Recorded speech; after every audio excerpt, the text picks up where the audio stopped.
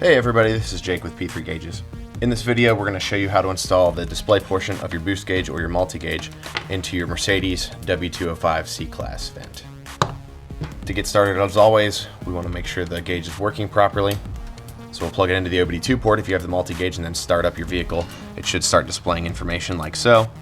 If you've got the boost gauge, it's a little more difficult. You need to temporarily hook it up to power and ground and then give it an input on the integrated analog sensor. It needs to see a little bit of vacuum or boost to turn on, so you can do that even just with your mouth on the analog sensor. But yeah, that's how you can test it. This one's good, so we'll go ahead and get started. And this vent is like a tank of a vent. It's extremely rigid, extremely strong. There's a lot of thick plastic up in the face of it.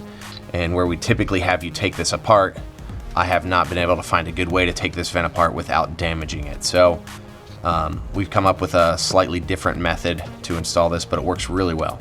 So what we're gonna do is we're gonna take a clamp like this. These are really inexpensive. You can use them for all kinds of things. I've got a bunch of these at home and around the shop. You can use them for just about anything. They've got rubber pads on each side so they don't scratch anything. These work really well. You can use this type of clamp, or if you don't have that type, you can also use, like your conventional C clamp that you use like compressed calipers or something like that. The only problem with this is it's going to be a little bit cumbersome, and you'll need to put some kind of padding on each side so you don't damage your vent. But that would be able to get the job done as well. So what we're going to do here is we're going to pinch vertically, and that's going to spread this vent to where we can just pull the slide out, and then your display can go right in its place. Before we do that though, go ahead and open the air flaps on the back. You want them to be in the open position like so, and then you can just pinch.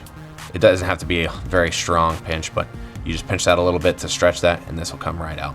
It's got a peg on each side. So we're stretching this one horizontally in the back. And then also you can reach in and pull this sprocket out.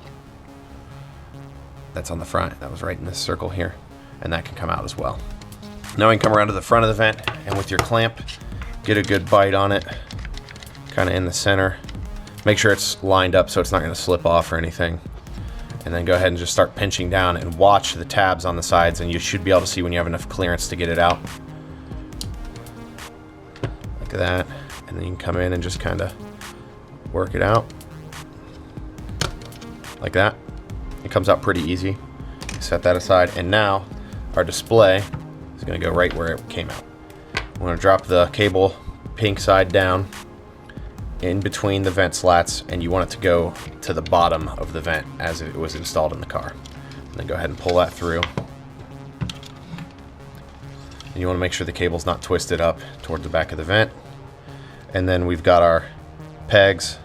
There's one here, and there's one here. Those are going to go right where that slat came out. And then you'll need to line this up in between these two vent slats. It kind of wedges in between them as well, so it gives it some extra rigidity. And then we're going to drop that into place. And after you've got it lined up, you can go ahead and release your clamp. And your display is already in place. One thing I did want to mention about this vent in particular is that it does pivot back and forth side to side, and the display moves with it. So since the cable is all the way over here, that means it's going to travel in and out of the back of the vent when you move the face of the vent. So we need to make sure there's enough slack so that it can go through its whole range of motion, because if it were facing straight forward or left and then it gets installed, it's now locked in place because there's no slack for the cable to move in. So we want to make sure it's angled all the way over to the right, then pinch the cable around the back, and now you can install it into the plenum, and you'll know you have enough slack that it can move through its full range of motion.